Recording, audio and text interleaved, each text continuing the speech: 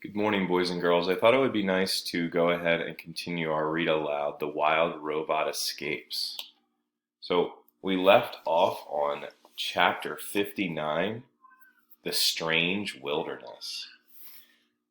Another gloomy day had settled over the mountains.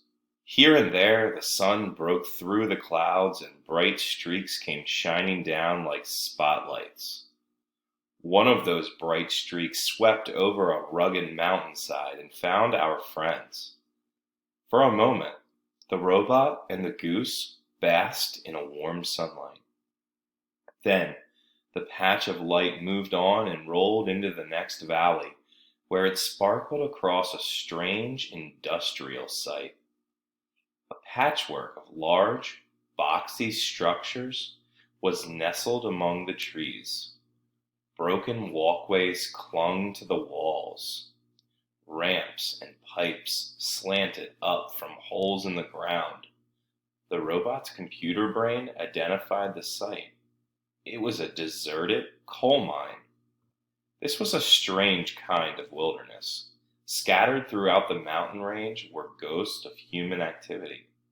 Overgrown railways, rusted automobiles, spindly towers perched on mountaintops, faded signs with messages like no trespassing and no hunting. It seemed humans had once lived and worked in this wilderness only to leave it all behind.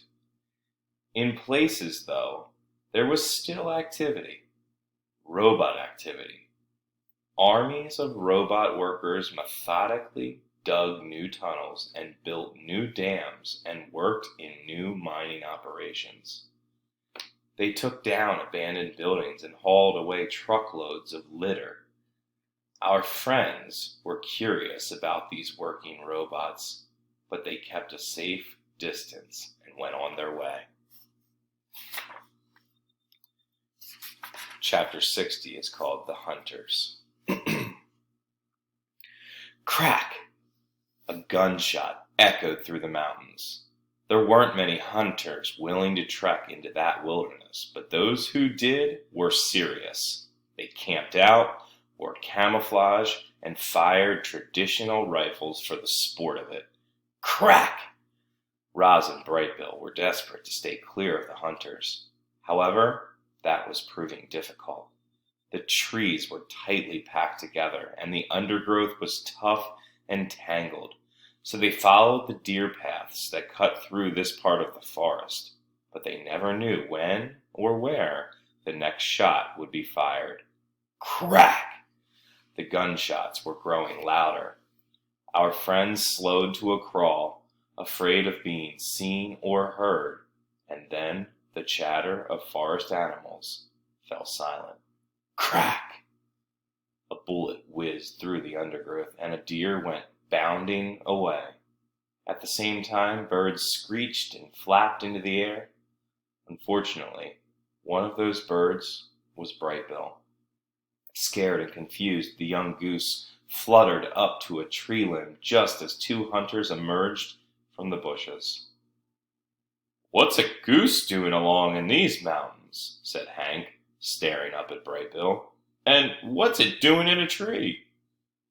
"There must be something wrong with it," said Miguel. "Maybe you should put it out of its misery." Hank reloaded his rifle. "We're here to hunt deer," he said, "but it looks like we're having goose for dinner." Had the hunters known Brightbill the way we do, reader, I'm sure they would have left him alone. But they knew nothing about him. To them, Brightbill was just another goose, a meal, and they were getting hungry. The hunter raised his rifle. He took a deep breath. His finger reached for the trigger, and then a fierce gust of wind suddenly blew across the forest floor. No, not wind. Footsteps. Something was stomping toward the hunters. Their rifles were ripped away, bent into hooks, and thrown aside. The men had hunted all manner of beasts, but they'd never come across They didn't know what this thing was. It looked like a tree stump standing on two long roots, with branches hanging from its sides.